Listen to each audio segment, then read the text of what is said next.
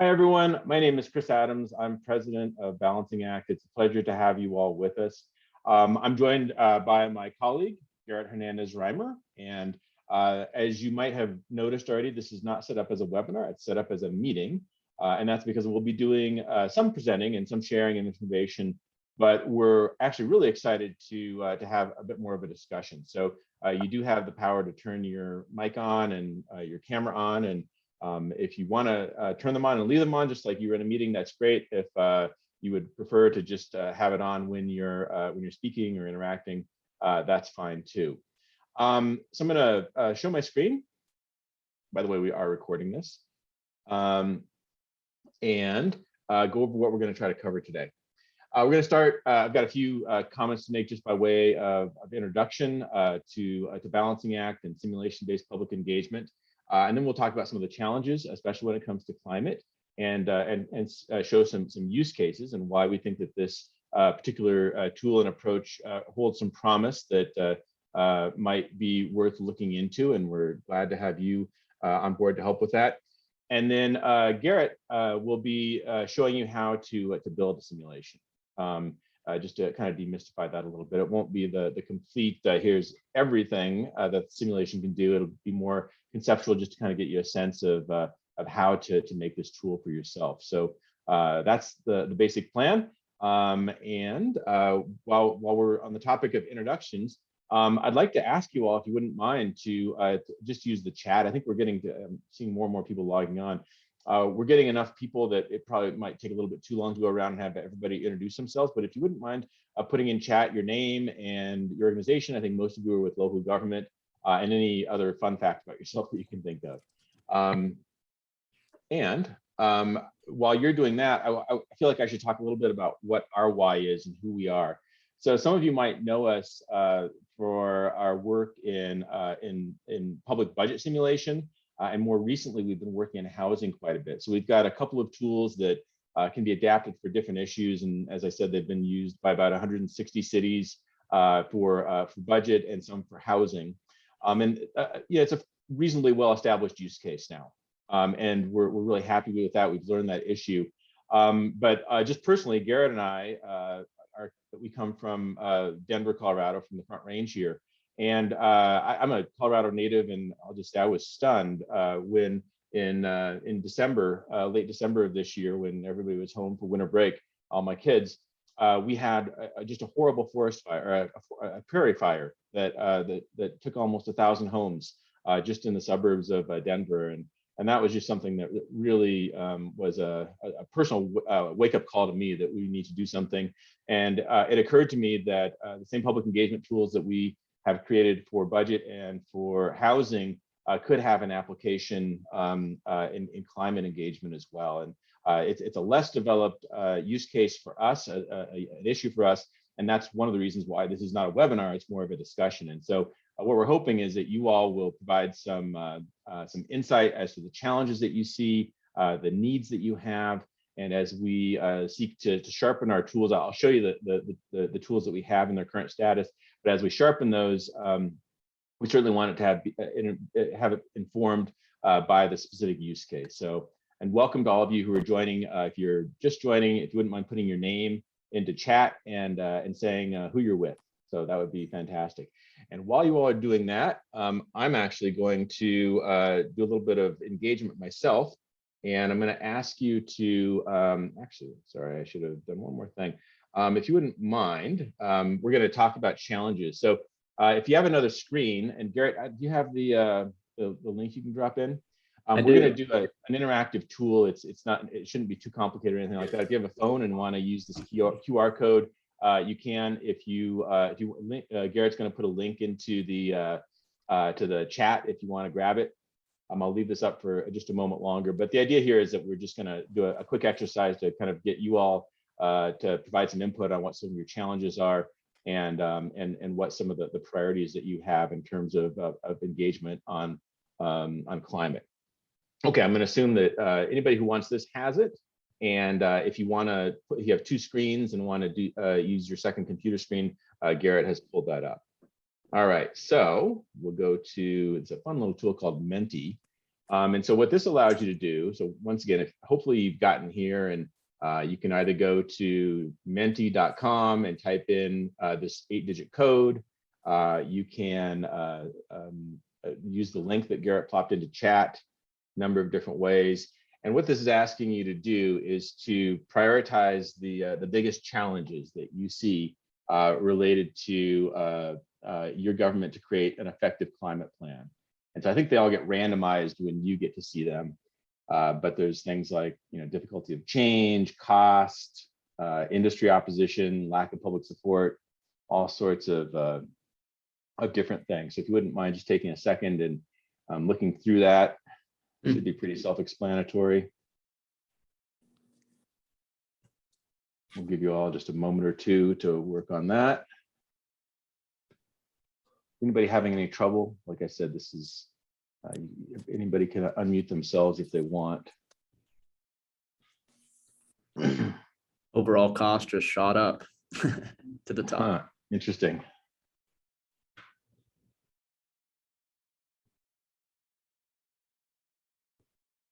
We'll give everybody just about another 15 or 20 seconds on this.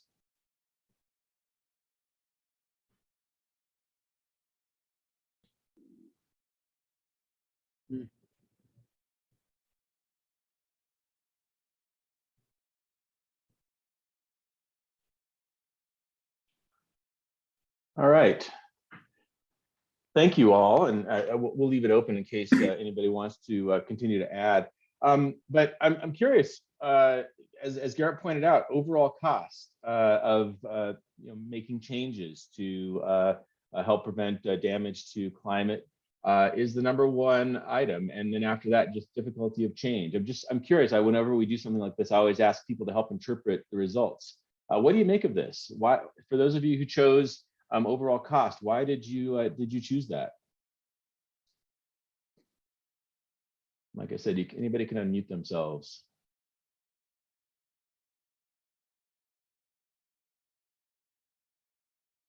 Anybody? Does that surprise anybody?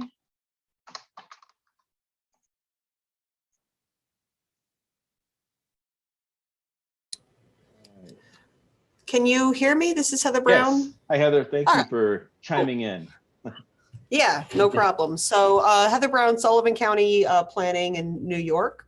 Cost is, when you're talking about the amount of change, and I guess I was kind of going back and forth between difficulty of change, inertia, and overall cost, because change is not just tough from a mental standpoint, it's expensive. The technologies that we're talking about are expensive. When you're talking about like in transportation, New York State transportation is like the second biggest emitter of carbon emissions or carbon equivalents, greenhouse gas emissions. To implement the infrastructure that's necessary to accommodate that change, it's very expensive. Everything comes with a cost. We're going through the process of having to update our HVAC, our boilers, everything in our facilities. It's all money, and we're a rural government. We rely on property taxes and sales taxes, so there's only so much to go around. So the cost is always the #1 factor, trying to keep taxes low while also accommodating the change that's occurring. So that's why I chose cost, but it was very close between those two, cost and difficulty of change. Interesting. And I'm curious about how you weighed cost to local government, the one that's currently 5th, versus overall cost. You are a local government, but some people want to take into account the entire cost to private businesses and private citizens as well as the government. Why did you choose that overall cost more than just a cost to local government? Because we're leading by example. But we also have, our biggest population center is Monticello, New York. I think 25% plus of that population is below the poverty level.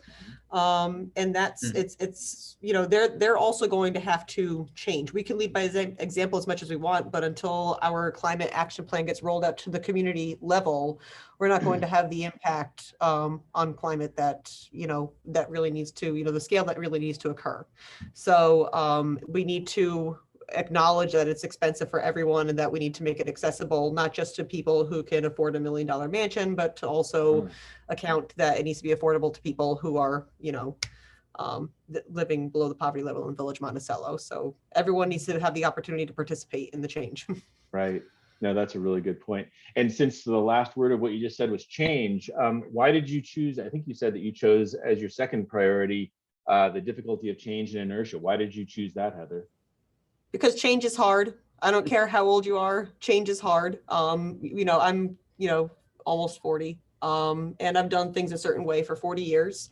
Yeah. And to change those habits and everything, it just changes is hard on a personal level. It changes even more difficult when you try to get a small town to do things, and you go up to the county level. And by the time you get to the state and federal and global kind of level, it almost seems impossible to get that many people moving in the same direction, in a short amount of time. So change is just in and of itself difficult. The education factor, the cost factor, getting that many people on board to say, yes, we know we need to make this change. It's difficult. Yeah, no, I completely agree. Who else would be willing to comment on these results? Either saying why their top choice was their top choice, or just looking at this overall spread of priorities. Crystal. I'll jump in. I agree with everything that Heather just shared, but on top of just to underscore the systems change is hard. A lot of these changes that we need to do. So I'm in California, and we're doing really big things right now, like transitioning to zero emission vehicles. So all new cars need to be zero emission by 2030. That's like, that level of change requires intergovernmental cooperation and personal choice changes at an entire system level, between lots of state agencies and local agencies and regional, as well as just an individual consumer, as well as private industry, like creating, the cars in the market. And so it's just, I think when we talk about climate change, the solutions are so varied, and it's scientific, but it also has a very emotional, provocative, triggering aspect. So both of those things together make these system changes just really tricky. Right. But it's change on lots of levels. Yeah, no, absolutely. And even, just like public health has become a politicized issue as well. Climate change certainly has some of those overtones as well, which make it sort of a hot button issue in a lot of communities, probably every community, but just going in different directions in the different communities. Interesting. Thank you for that. Who else? Eric. Thanks, Chris. My first one came out third, the lack of consensus on priority action, simply from a local level, right? I mean, from a very micro level in a smaller town, what are the things that our elected officials want to do and our community wants to do? Well, they want to do everything and they want to do it at once. And, then we get to cost, but is it electric cars? Which are we going to move our own internal fleet? Are we trying to do charging stations for the public? What can we do with what we have rather than, everything, because it's all cool. It's all exciting, right? I mean, if there's one fun thing about our budget, it's we're doing sustainability. So what should we spend our money on? So that's become a lack of consensus issue for us here on how do we prioritize which I hate to say which bite of the apple we're going to take, in this budget and moving forward this year and as the plan builds out. Yeah, it's interesting. And I was just on a webinar earlier today where there was a budget expert talking about having too many choices, too many possible options, too many possible bites to take can actually slow you down because you get sort of, analysis paralysis and you start thinking, should we go this way, that way? And we have one of our clients in Washington State that wants to use one of our tools. I'll show you in just a moment, because they've got this very activated group of community gardeners, and their belief is that will significantly change the course of climate change. And I think the city is very supportive of community gardeners, but in terms of the actual impact on greenhouse gas emissions, for example, it's really not that big. And so trying to find a way to prioritize, but also focus on those things that are most likely to be helpful, and some of the big, kind of maybe unsexy things, but like EV stations and building code changes. It seems like that's what the science is. That's what actually moves the needle, as opposed to these really nice, wonderful things that are good for communities in a lot of different ways, like community gardening or composting. So Yeah, Krista, you came back on board. So Oh, no, that's such a huge thing because yeah. when you look at emission reductions and where the cost effectiveness for the pound of reduction, Right. you end up wanting to incentivize technological changes in some historically polluting industries like freight or rail. But as a community member, we sometimes get a lot of pushback because it's like, we don't want to use the scarce funds that we all have to, incentivize this private wealthy corporation to be cleaner.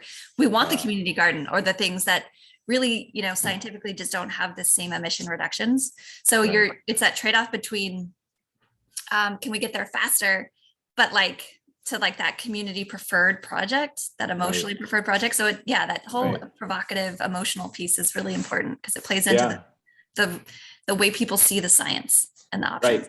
Right. And then there's also just this, the kind of the big infrastructure kind of things that are very impersonal versus, if I planted a garden or, got a beehive or something like that, that's something I can do. It's in my control. But at the same time, it's making a relatively small contribution to some of the more impactful things that we're seeing in our climate. So thank you so much for that. Anybody else have a comment on this? I want to say why they prioritized what they did or surprised about something that they saw here. And maybe why other came in 7th place. I'm kind of interested in hearing what other things weren't listed on this list as well. Yeah, actually, that'd be wonderful too. If anybody who did choose other would say what your other was.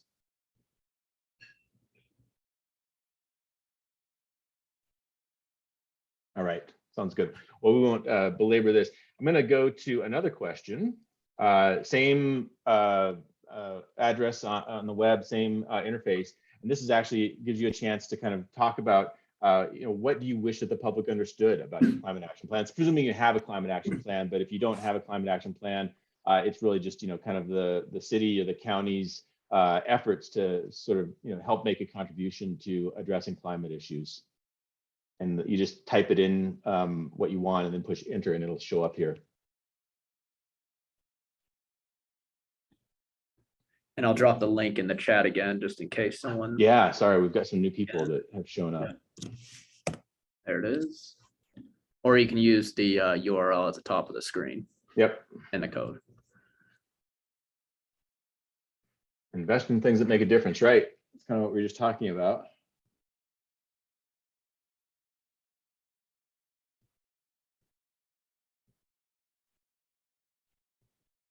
While you all are typing, I've used this exercise in another group of folks, not too unlike this collection of folks, and the big debate there was cost. Does including cost up front in a very visible way when you're thinking about what actions to undertake, does that help the likelihood of having the action come to be, or does it prohibit it?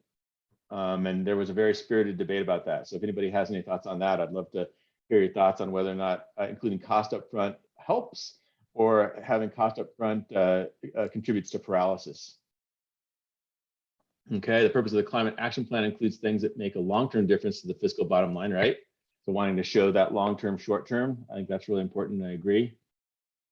Change is necessary, both at the individual and the community level. That's great. The city actually has an existing climate action plan in place, right? Yeah.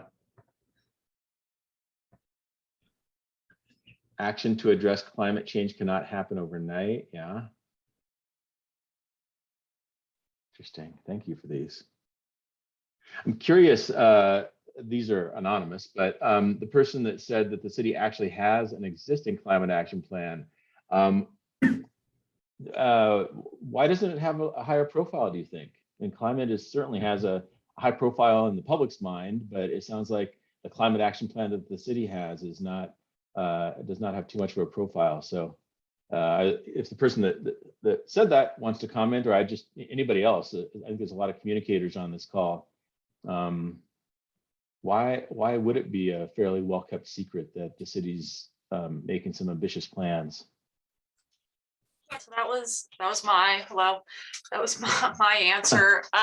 So I think I wrote this because we did a public opinion survey, a couple of them like a year or two ago Mhm. about general building electrification, and included that sort of the baseline knowledge of the climate action plan and Mhm. what the emission target reductions are. And I'd say maybe like 40% actually had heard about the climate action plan. And I think there are just a lot of other competing priorities and plans that are going on in the city that often just take priority in people's eyes. I mean, of course, we sort of have our early adopters, we like to say, the Mhm. low hanging fruit, those who are Right. invested in the action plan, who are already implementing components at their own individual level. But really just the general community knowledge and consensus on it, I'd say, is lackluster. Interesting. Yeah, thank you. And 40% that's a reasonably high number, but you're right. It still probably needs it needs more visibility. Thanks for that, Alyssa. Let's see some new ones. That actions to address climate change. Oh, we talked about that one. Pollinators are important, but they won't solve the problem, right? Many actions included in the plan are both environmentally and fiscally beneficial. However, some actions are going to cost money and will not always result in a reasonable payback. Right. Sometimes there isn't necessarily a payback in the near term or the short term. We can have both good jobs and address climate change. It doesn't have to be a trade-off, right? There might need to be some careful strategizing and planning and implementation, but those two can exist. The cost of money of these projects may seem higher, but the disaster recovery costs that will occur if we don't act fast enough may be even higher. My gosh, I spent the weekend in visiting some people in the Bay Area and up around Sonoma County, and my gosh, they are dealing with such a threat of fires and so much damage and loss.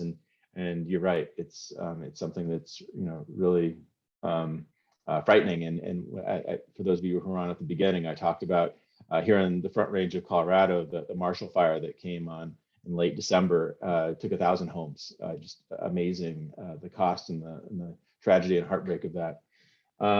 Anybody else want to maybe amplify or say anything more about what they said? So these are great.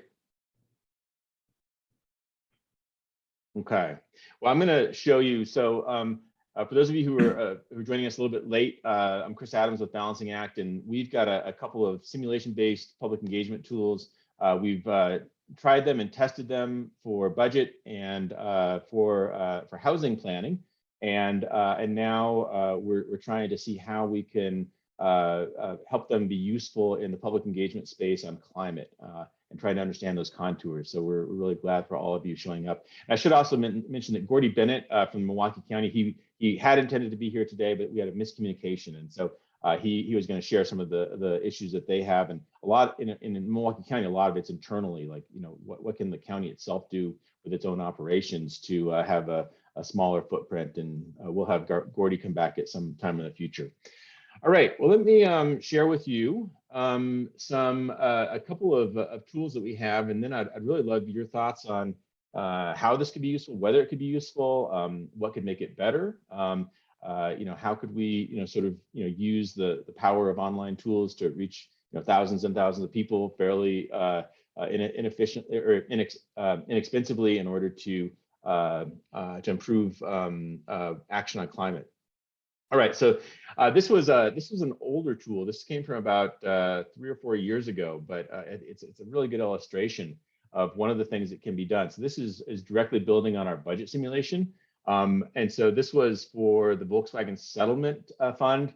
As you all remember, about 5 years ago, Volkswagen was caught sort of rigging its emissions sensors, and they therefore had to make a payment to each of the states. And so in the state of Arizona, they paid the state $51.5 million to do some to essentially fund some mitigation projects. And so the state of Arizona, the professional staff there were really caught in a quandary. There was a sort of a values trade-off between how best to invest this. And I'll tell you what that trade-off was in just a moment. But the idea here is that this shows whether or not the spending on projects matches the available funds. And then over here, it shows whatever choices you've made, what that impact is on tons of nitrous oxides. And so that's a greenhouse gas, and you can click on this and you can sort of get an explanation of what this is, get some more details and kind of learn a little bit more. And kind of some links so that people can see what's going on. And here's a graph that compares replacing electric school buses versus more efficient, cleaner, new diesel school buses and so forth. And that's what I'm gonna transition to actually illustrating this. So this right here, this actually illustrates a lot of what the challenge is when there actually is some funds to do some things for climate change. And so out of all the things that the state of Arizona could spend money on, freight switchers and on-road state fleet, school bus, et cetera, the thing that got the most attention was school buses. And so they've got a couple options there. They could replace buses, their old diesel buses with new diesel buses. And so you can learn about this. And, basically it's, getting rid of the old ones that are really inefficient and replacing it with new ones. And then they provide some information over here that each one of these new school buses costs $110,000 and it reduces NOx emissions by 1.39 tons. And then the other choice is replacing buses with all electric. And you click on this and, it's a fairly straightforward option. But the numbers there are that each of these costs about $290,000 and they reduce NOx emissions by 1.51 tons over that same period. And so almost 3 times as expensive and, just a relatively small amount of increased benefit. And so the question here is, do you make choices that would maximize sort of the immediate benefit in terms of NOx reduction by using the less expensive new diesel buses, or do you use all electric? And so the folks that were building this plan and proposing it for the public and for policymakers, they chose to go with replacing the old buses with new diesel buses. And so in that case, they could buy 344 at a cost of $37.9 million. And that's how they get to this target or this greenhouse gas reduction. So let's say that you wanted to sort of mix this up a little bit and instead of just buying all new school buses, do some electric. So you could go down to just buying 172 school buses, new diesel buses, and you freed up some money. You're also below your target in terms of your NOx emissions.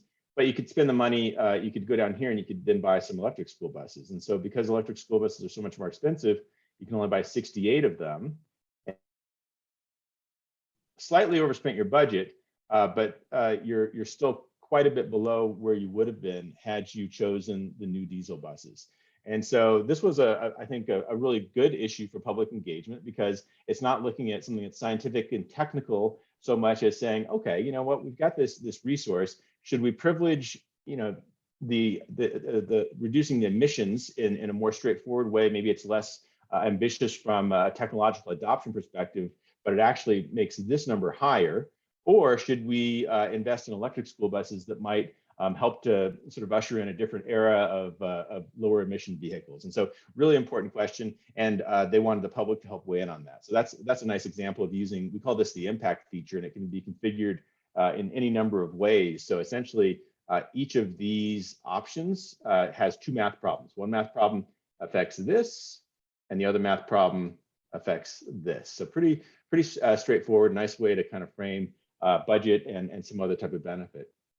Another one that we have, and this was inspired, I think we're going to have a client go live with something similar to this quite soon, is what we call prioritize. And so in this case, this is just an example. It says that the community is targeting 100,000 metric tons of carbon dioxide by 2030, and it's asking residents to help identify those priorities that should be included in this. And so we have a configurable set of screens here that you can use. You can enter your zip code. I'm just going to enter mine and click on that. So people don't like giving their address online generally, but usually they'll give you, they'll give you their zip code. And then if you want to get a little bit more finer grained on that, you can ask them to drop a pin kind of where they live. And on the back end, we give you a heat map that shows where everybody put theirs. So the way that this one's set up, it's simpler in a lot of ways. It's saying, okay, we have a goal of reducing 100,000 tons of CO2, and that's sort of marked by this line right here.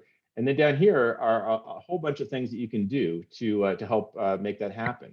And so if you were to bulk purchase electronic vehicles, you click on this, and it would describe what that is. And you say, okay, I think that's a good idea. Let's do that. So you've now started to build towards your goal. You can do community education. In this case, the projection is that it would save 2,800 tons of CO2. You click on that, you get a little bit of a bump. You can go down here and you can do building electrification. And once again, you can sort of learn what that is and use these tools to kind of, describe what that is and educate people.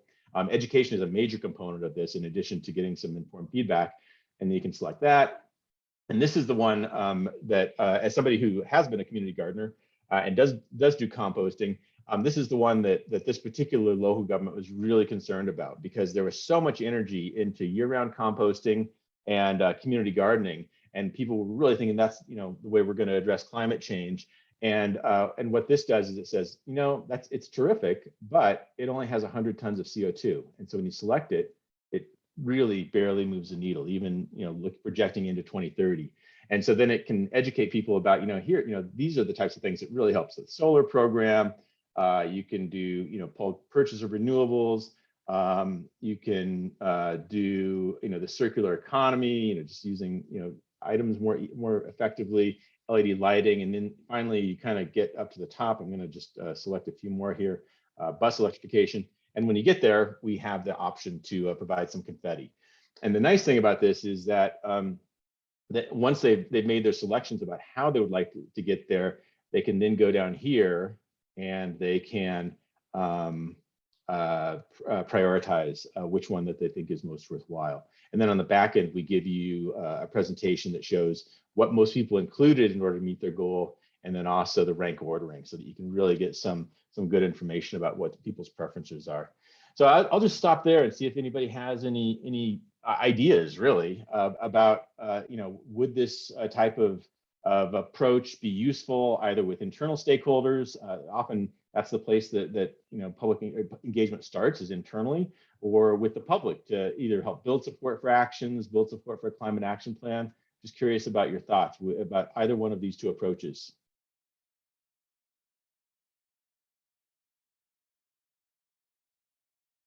We are actively seeking input to improve them. Eric. Thanks, Chris. And maybe, Garrett, you can show this when you do a sim and putting it together, because I always forget how to put the visual, but the visual priority, but the beauty of sim is something I'd love to put together, in terms of, just like giving people that visual choice. Most people don't know what they're looking at when I try to describe it, but, again, back to my point, we've got a lot of options and everyone wants to do something, right? And so how do we call that down? That impact button, and like using tons is going to be helpful, I think. But also, something for me to figure out is how to estimate some people cost in that, and the human capital and the environmental justice costs into showing that and communicating that as we talk through how to build that sim. Yeah, interesting. Are you talking about this what we call simulate? Are you talking about this one, or are you talking about the prioritize, or both? I think either of them. I mean, obviously in Simulate, I would love to put more pictures in what I've done, because it's been rather text heavy and such, and give people the visual. But either way, impact. I mean, you could talk about tons, but I mean, again, we've got a very heavy focus on environmental justice in our community. So how do we take tons of CO2 and the problems that all the science has, and bring it back and make it about people? So. Interesting. I'm just curious, Eric, would a geographic overlay, would that help in terms of, because often, that geography does correlate with equity and justice. Yeah, I think geography certainly would. I think there's, sort of goes to our green space planning too. The former wealthier parts of town have more parks than the former, poorer parts of town. So right. All those kinds of questions. Interesting. Other thoughts? I appreciate that, Eric, very much. I just thought I would, Lafayette. I always get the wrong one.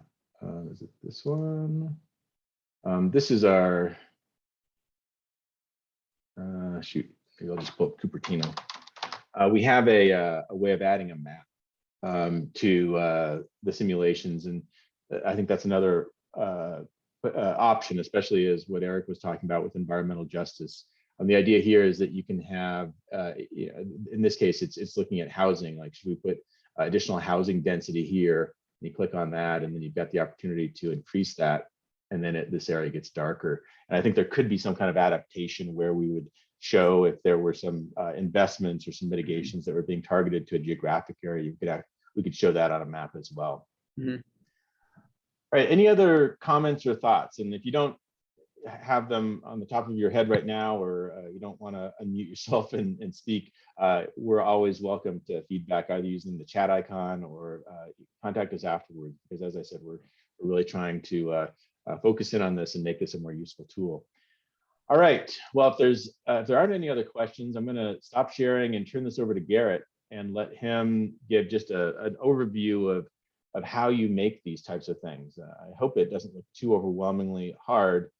We've tried very earnestly to make these something that can be created by you all. So Garrett's going to give a little demo here. Mhm. Perfect. Thanks, Chris.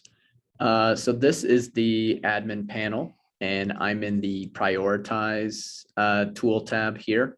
So for prioritize, there's actually only 3 entry points of data here. So the first one being items. So this is where you'll plug in your items, and those are those nice tiles that Chris was just highlighting in the previous one. And they kind of look like this.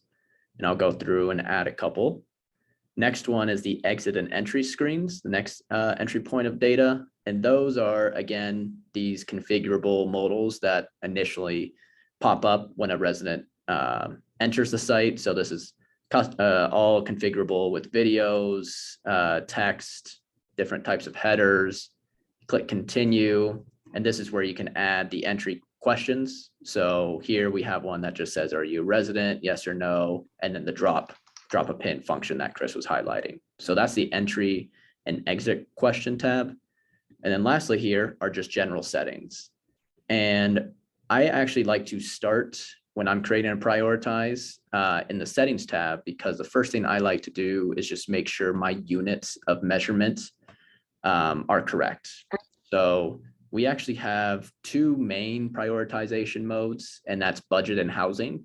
So housing is obviously using housing units or homes, and then budget is using dollars. But in this case for climate, I'm actually going to scroll down just a tad, and I'm going to click on this checkbox that says numbers represent something other than money. So I just want to set up my units of measurement. I'm going to select on that. And then I'm going to add in, for this example, tons of CO2. Do that. And now, as I go back into my items, you can actually see here that all my amounts have changed from dollars to now tons of CO2. So composting 100, tons of CO2, a circular economy 6,500. So now that I have my units of measurements corrected, I'm now going to show you how to add items here. And you can do so in 2 methods. You can do it via CSV or just adding it directly. So for CSV, it is pretty easy. All you do is create a CSV and put it in this structure. So your headers will be category, just like here, A1 category, B1 subcategory, C1 is amount. And those 3 types of data are required for CSV import. And then optionally, you can have more info and more details and plug in text that surrounds those columns here. So for example, for climate, maybe for category, the category might be transportation. Your subcategory might be electric vehicles. And then the amount is either in terms of budget or dollars if you're wanting to make a prioritization based on climate and dollar allocations, or the tons of CO2, and you would just plug in the amount there. So once you have that structure, you're actually able just to do a 1-click import CSV, and it'll import and create individual tiles for all these subcategory items. But what I want to show you is how to add an item just directly. So what you'll do is go over here to your right-hand corner, select add an item. You're going to give this item a name. So I'm going to do solar program here. And then the amount or cost, depending on what units measurement, again, you're using here, that's what you'll just plug in that number there. So this will be 18,000 tons of CO2. That's my amount. Then I'm going to go down to details. And under details, this is where you can categorize your subcategory items. So I have some that are already preloaded in here: transportation, buildings, promoting public health. You don't have to categorize items. So for now, I'm just going to leave it as uncategorized. And then this is where you can provide more context. So this is where you can provide more info here. And this is text only. And then in the more details section, this is where you can add image, visuals, links, PDFs, whatever you want, even more text. And I'm typing this all in so we can kind of look at it on the other side. And then the last entry point of data just for adding items is just the image. So here you can easily just upload your own image, but we also have this cool feature where you'll just get a direct, I guess, direct portal into a bunch of stock photos. So here, this was the solar program. So I'm just going to type in solar panels, maybe click search, and then you'll actually have access to just hundreds of nice, clean photos you can select from. So here, this one looks good, select it. Image credit is always tied to these images as well, so you don't have to worry about any copyright issues. You click done, and there it is. Now it's added, just like that. And then you can go ahead and preview. This is just a good way to check your work. And now you can see we added it right there. And then if I click the info icon, that's where I typed in that info text, more info here. The more details, this is where I would plug in those visual links, PDFs, what have you. Then the next entry point of data is the exit and entry screens. So here, this is where I can create even more questions. Even in the example that Chris just highlighted, it just had that one question, are you a resident? But if you want to create another one, you just go to create question. And I'm going to type in sample question here. And then you can actually select the question type. Do you want to make it a text box, a large text box, collect an email address, or make it a drop down? So here, if I want to do a drop down, this is where I would then add the options here. And let me spell sample correctly there. Add option here. So this one will be option 1 and option 2. So I'm just adding questions to that initial splash modal. And then as I'm scrolling down here, this is where you're able to enable that drop a pin feature that Chris highlighted. It's just a simple checkbox. And then here, I've already populated this, but this is where you can configure that entry screen again. So you can add your logo, videos, anything of that nature. And then I'm going to scroll up, go to the settings tab. You can review the settings. We have some settings of allowing you to display items in a random order. So when anytime the page is relaunched by a different resident, the items are actually all placed in random order just to reduce any biases. Just checking here. I'm a fan of the confetti, so I'm going to have the confetti, making sure my units of measurement is all corrected and everything's looking good. So we'll preview. And there it is. So there's the entry screen. We didn't do any edits there because I had preloaded that. There's the question I just added, sample queue here, option 1, option 2. I enabled the postal code drop, simple checkbox. And as you scroll down, again, my solar panels are there and displayed in a different tile location. And then if you're not going to use tons of CO2 and maybe you want to go back to using budget, it's really easy. All you'll have to do is go into your priority, go into the settings tab. Again, we're going to switch it to budget. So that just means I'm going to use dollar amounts. So then again, when I preview, I have my available $100,000, and then each of these tiles subcategories have different amounts associated with them. So that is the very high level building of a prioritize, but it is really easy. If you have your content, just enter it in via CSV directly, and then just do some nice aesthetic changes in the entry screen modals to kind of make sure the resident knows what their purpose is on the site. Great.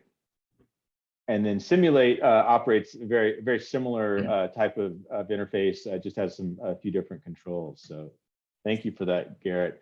I'd love to have comments, but one thing I did a little individual questioning of a couple of our members while Garrett was talking. It's rare when we have both professional staff from a city or a county and elected officials in the same one, but I think this issue is just so big that it's sort of attracting both elected officials as well as professional administrators. And I asked Hai Hun from Coralville in Iowa if she would say just a little bit about what the elected official challenge is when it comes to climate and leading on climate. So Hai, would you say a little bit?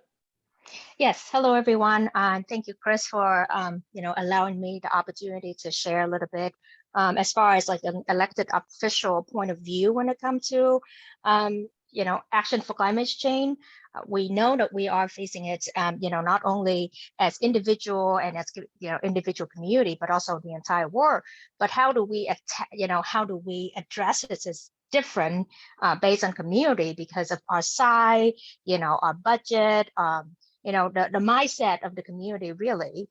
And so for me, in my community, it's about 2,300 people. And so it's a small town, but it is right next to a really big town that is 3 times our size. And so a lot of our action is actually, impacted by the town next to us. Because the thing that we do is really always get compared to what they do on the next town, whether we like it or not. And so in some way, it had its positive and its negative side, but it makes it hard for, as elected official, you have to listen to your resident, right? But then your resident go to the next town and see all the things that town does and wanted the same thing in your town. But they don't understand that there's processes that come with that. And then also the budget is also a big thing. As you all know, the federal funding is very different from the size of the town.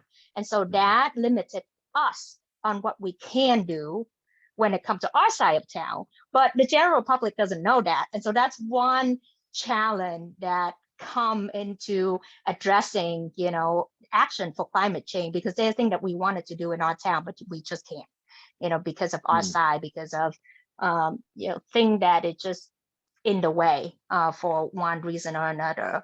And then another thing is that, depend on your staff. Sometimes you have great idea going into, and it's like, oh, I am representing the people, and you go in and you bring the idea that the people bring to you, and you present it to staff and the city administrator, and they just look at you like you're the craziest thing ever. And it's not that because they are not forward thinking or they are not on the same page as you, but because they are, that's their job. They know what we are facing. They know that it's not something that you can just plug it in and do the equation and be able to solve it overnight, or even in the next year or 2 years or 5 years. Like right now, the town that I live in, we don't have a recycling center. So that's one of the things that when residents come and talk to us, they like, hey, you talk about, we want to address climate change in our action for climate change in our city, and we don't even have a recycling center. How do we encourage it? How do we encourage residents to be mindful toward the environment if we don't provide them all these resources? And it's not that because we don't want to. Right now, we don't have the means to. We are working on it, but it's not going to happen overnight. And so those are the few things that right. I see as challenges when it comes to taking action for climate change. Right, interesting. That's great. Thank you so much for sharing those challenges. Anybody else have any comments at this point, whether it's challenges or if you could have a wish about the type of tool or process or approach that you could have to provide more effective leadership in your local government? Anything? All right. Well, oh, go ahead. One Garrett. last. Yeah, that was just a great point. Just what I can do actually is even show you just really quickly, because we still have 10 minutes, maybe 2 minutes of the analytics that you can obtain and then bring to council. So let me just share my screen really quickly. So here, this is the analytics for the prioritize tool that we just built together. So here you get some high level information. You'll get your page views, submissions, and submission rate. And then what we do is actually show you different ways you can tally all the votes. So here, the first model is unweighted.